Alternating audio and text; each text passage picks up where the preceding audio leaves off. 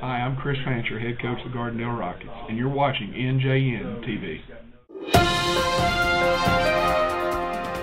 Two of Gardendale's major retail centers are getting a facelift. I'm Robert Carter, and this is NJNtv. The Walmart Supercenter and the Northgate Shopping Center, where Walmart used to be before it moved a block down the street, will be remodeled later this year. That's according to City Building Inspector Robert Ryant. Walmart plans to redo the store in its new green and cream color scheme, as well as rearrange various departments inside the store. It's a scheme that made its debut at the new Walmart Supercenter in Hueytown about a year ago. Meanwhile, Northgate will see major changes. The current Dollar Tree store will move into empty space next to Hobby Lobby. Then the old Dollar Tree and Goodie spaces will be torn down and rebuilt into a new Publix supermarket. That store is expected to open late next year.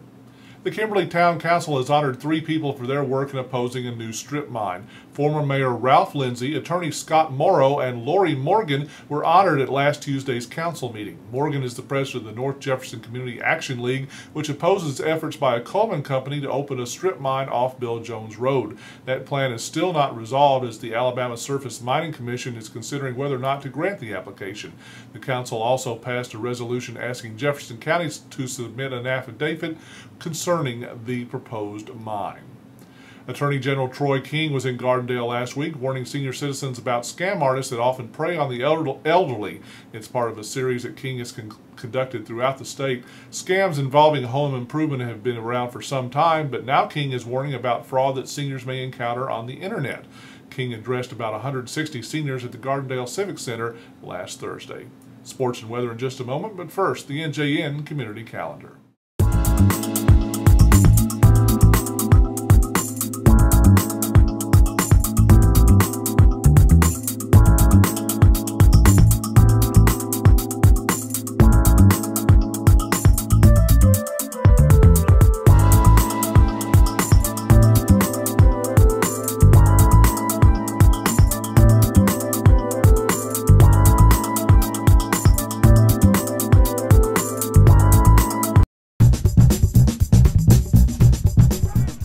What looked to be a tough game on paper turned out to be a rout as the Alabama Warriors defeated the Premier Football League champion Panhandle Crusaders 37-7 on Saturday afternoon.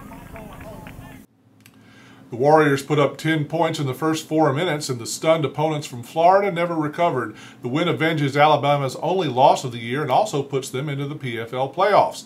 This Saturday, the Warriors host the Memphis Panthers in a game that will decide the division title and home field advantage for the first 2 rounds of the playoffs. Yeah, 37-7. I'm pretty happy in the rain. Of course, I got my victory bath too. So. Full practice sessions began today for local high school football teams.